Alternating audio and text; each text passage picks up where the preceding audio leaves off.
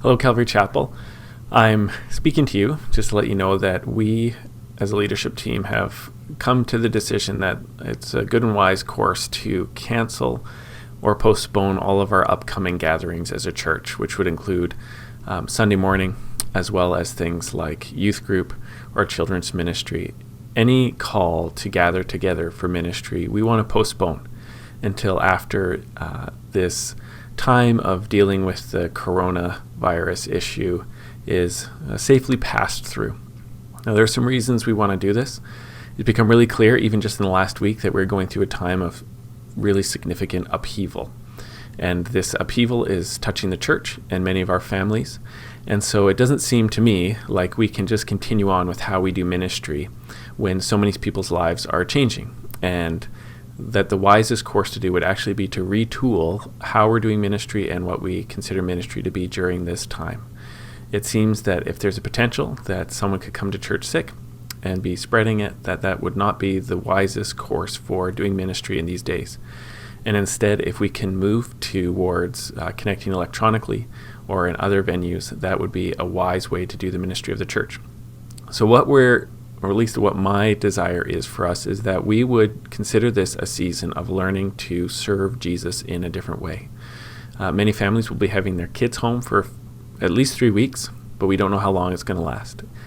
Many people are going to be stuck in self-quarantine. They're either just arriving back from another country and they're going to have at least a couple of weeks where they're going to be stuck at home, and it might be longer if it turns out that they test positive for the virus at some time. There's so many unknowns coming up that planning for specific weekly gatherings probably will not serve the church or our city the best way. Instead, what we think the best way to do is to take the precautions that we're getting direction from the authorities.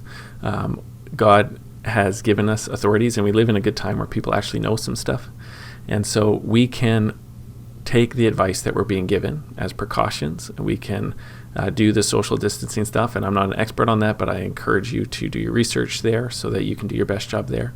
And in the meantime, we can be asking the Lord what He wants us to do day by day to serve Him. Maybe it's connecting on social media. Maybe it's phoning people. One thing we would like to do is we would like leaders and people who are part of any of these groups where the gatherings are being canceled to connect with each other and talk about how you're being impacted right now.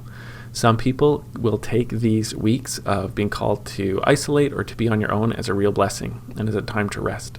Other people, this is going to be very painful and lonely season, and so we need to hear where you're at. And so if you can talk to the people that you regularly connect with and let them know how this is going to impact you, this will help us all to serve each other and serve the Lord best in a very unusual time to live through. This is one of the strangest times for me that I've ever gone through, and we want to respond to this well by being adaptive and flexible and adjustable. So you can expect on Sunday that we will live stream our service, but that we won't be calling people together to worship together. We'll do our very best to have our best live stream service. In the meantime, we can all be praying about how we can spend our Sundays worshipfully to the Lord. Now, this is how I've been thinking about things. If you were an overseas missionary, it would not be unusual to find yourself in a situation where you're worshiping the Lord either just with a family or just with a small group of people, and you're doing a Bible study together, and maybe just a couple people, almost like you're in quarantine. And you might be doing outreach, you might be doing business as mission, but you wouldn't be expecting a large gathering or community group or something like that every week. You'd be flexible and adjustable depending on what you can do while you're on mission for the Lord. And I think we should all adopt something like this mindset. The world has changed around us. Great. What we're being asked to give up, like gathering on a Sunday morning, we can forego for a little bit.